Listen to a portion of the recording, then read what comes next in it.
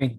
Hello everyone, I'm Shingo Matsumoto. Now I'm speaking from Hokkaido University, located at the north end of Japan. And I think some of you will see my university soon because now the Tokyo is too hot in this time. So the Olympic marathon course goes through our university. So I'm now here. So I hope I can watch the marathon without buying a ticket. So today I'd like to show my. I'd like to share some idea to the way to conduct magnetic field cycling to evoke proton to carbon spin order transfer that might be useful for the large sample volume of MFC for the large sample volume. So let me start with explaining the background of my study. And as a speaker already mentioned, the speaker mentioned yesterday, many clinical I cannot see some title. Okay. Can I hide this? Okay.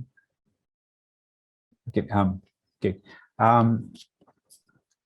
As the speaker already mentioned yesterday, many clinical trials of hyperpolarized MRI technique were conducted, and also some are still ongoing, and they have proved that this hyperpolarized MRI technique is quite useful, especially for the diagnosis of cancer and cardiac disease.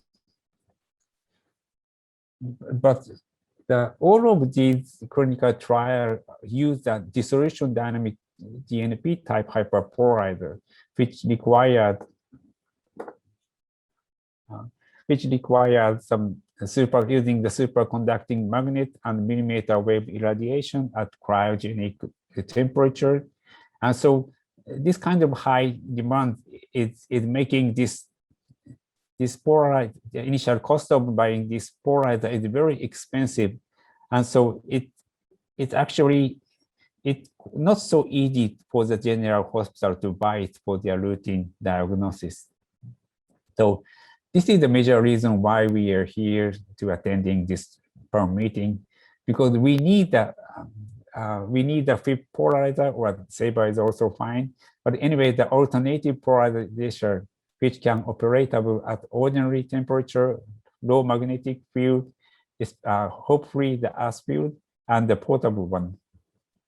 And here, this lower left picture is a flip polarizer developing under your lab. I will show you some more detail on later slide. But anyway, this kind of flip polarizer can easily satisfy these kinds of requirements for the clinical translation. And also maybe for the clinical translation, we will think about to be equipped with such a portable clean room condition, or a possibility of making single-use disposable cassette which might be mandatory for avoid the missed operation. So let me move to the more specific motivation of our study. And I have trouble. I cannot see the upper part of my slides. Okay. Anyway, so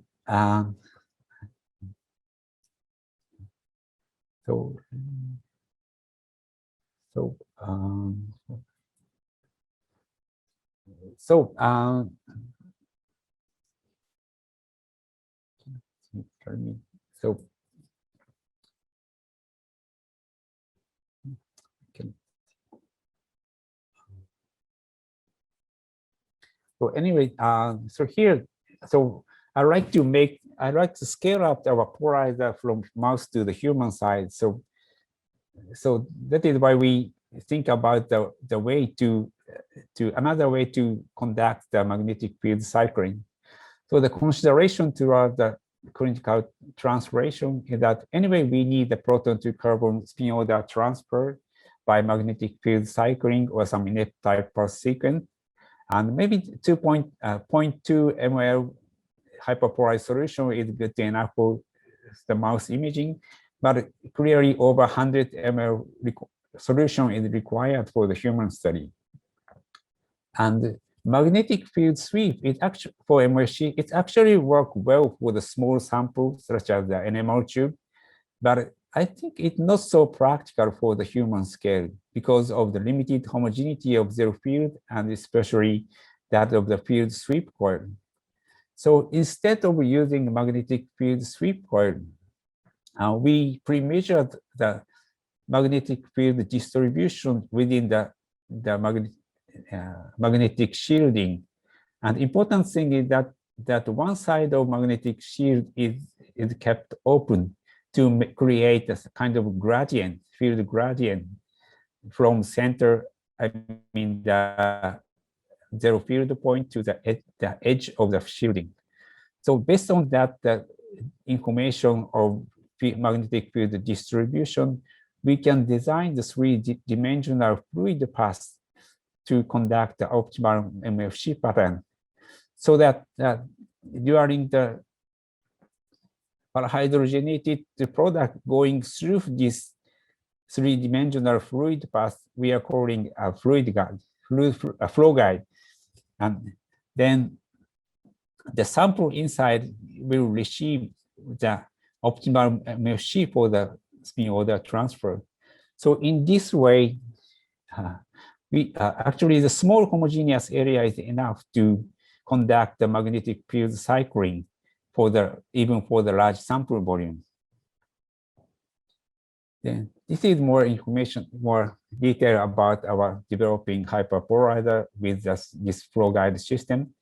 And here is the parahydrogen gas cylinder. I like this both side open type cylinder that is convenient for experiment, and this timing and the pressure of hydrogenation can be controlled with this. And here there is some magnetic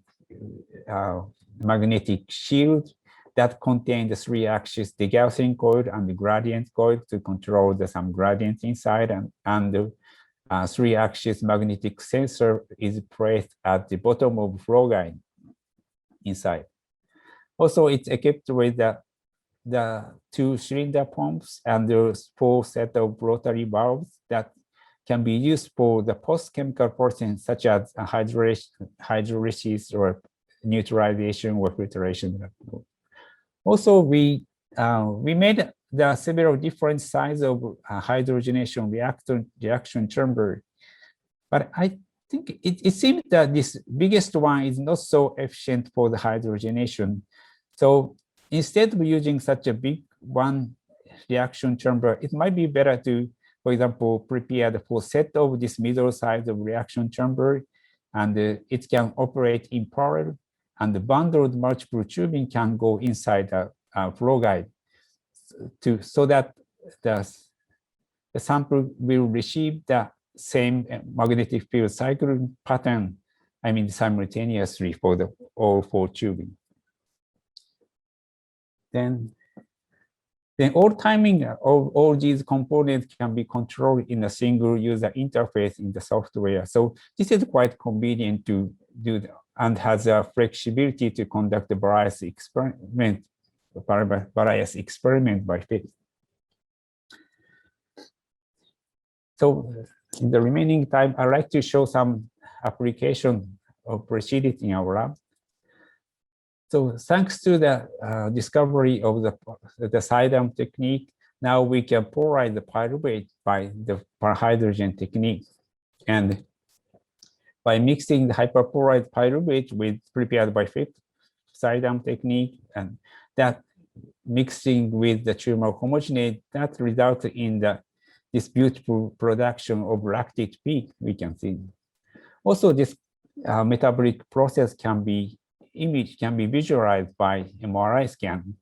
And top two images were corrected by using the conventional chemical shift imaging sequence. And also we are working on setting up the Dixon ideal type of sequence. This is quite useful to improve the image quality with shorter imaging time. And other useful application of PEEP is the hyperpolarized humerate for the necrotic cell death imaging. I think this slide I have shown last year, and initially we start with that developing the very cost-effective synthesis pathway for the fumarate precursor, and by which we can generate the hyperpolarized fumarate using this trans-selective hydrogenation catalyst. And externally injected fumarate is converted to corresponding marate only at the region of necrotic cell death. And here, I don't go to the detail of this data, but we also investigated the reaction by the DFT simulation, and also most of the simulation results is well consistent with the experimental results, but I couldn't find out the precise role of the adding the sodium sulfate from this DFT study, but that is experimentally it's quite useful to add. Then, so after some struggling to optimize this reaction, this polarization procedure, now we can get about 12% the polarization of hyperpolarized fumarate by this technique, and by mixing the hyperpolarized fumarate with mouse liver homogenate, we could see the nice doublet peak derives from the marate that can be separated by the benchtop NMR system. So finally, we applied this hyperpolarized fumarate to the necrotic cell death imaging in the acetaminophen-induced hepatic mouse model. Here, actually, we couldn't separate the two marate peak because of the line width of in our MRI scanner is much larger than the chemical shift difference of this marate. But after injection of hyperpolarized fumarate, we could see the nice production of marate peak, and marate to fumarate ratio imaging nicely showed that some necrotic cell death region in the mouse liver. Yeah. So, so this study was conducted with a lot of help with my staff and student, and also the many outside collaborators. And also we are now setting up the new collaboration with other institutes that is aimed for the imaging the dog with cardiac dysfunction. So I hope it will be achieved by the next PERM meeting. Thank you for your attention. Thank you very much for a very exciting presentation. This is absolutely amazing work. I'm just blown away. Sorry, I have some confusion. I cannot see the top side of my slide, so. We could see your slides absolutely fine. There was no issue. Yeah. It wasn't quite obvious for us if there was really anything wrong or anything of that nature. So there are time for a few questions. There is one question that comes from John Blanchard. Are there any issues with flow dispersion in the flow guide?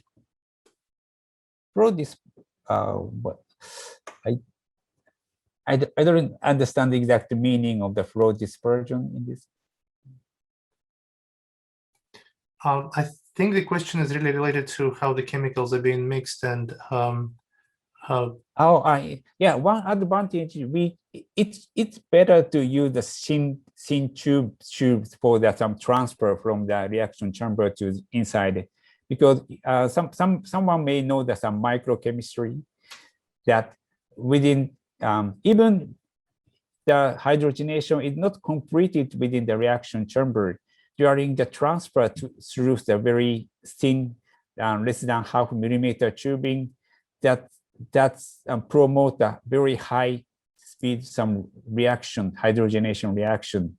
So during this transfer, we can get some additional hydrogenation.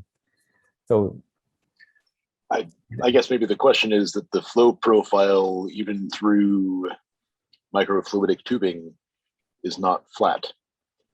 the liquid moves faster in the middle of the tube and slower at the edges. Does that pose a problem? Yes, so that's why we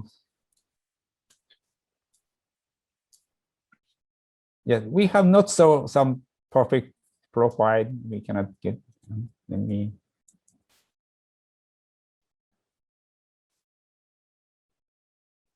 There, we cannot get some perfect profile, but we initially we directly go straight down to the center of zero field. That is some non-adiabatic process, and then it's some slowly turn around and then slowly gradually increase that is diameter, so that we can get this kind of profile. Also, we can prepare for the humerate. We can prepare. Also, we can design this flow guide for the non-adiabatic, some crossing, avoid crossing profile. Also, we can prepare. All right, thank you very much for answering this question. There is one more question. What is the polarization transfer efficiency using this continuous flow method? That is almost efficiency. I think it's almost similar to at least some. We also have some magnetic field sweep system, and it's almost similar. But slightly efficiency is lower, maybe because of this. So far, this initial non-adiabatic passage speed is not so fast enough. So here we lose some polarization efficiency, but almost similar to the magnetic field sweep system. We can get the efficiency of spin order transfer. Okay, one last question in the interest of time, and then we'll move on all the questions to the Slack channel. There is a question from Oleg Salnikov. Why do you need field distribution for magnetic field cycling? Oh, we need some gradient. So, I mean, the field distribution, we need to know how much some gradient there is existing in this magnetic shielding. So we use this gradient from 0 to about some 20 microtesla, using this gradient to design this field cycling pattern. All right. Thank you very much again for a very exciting presentation. We're going to move on to the next promoted talk.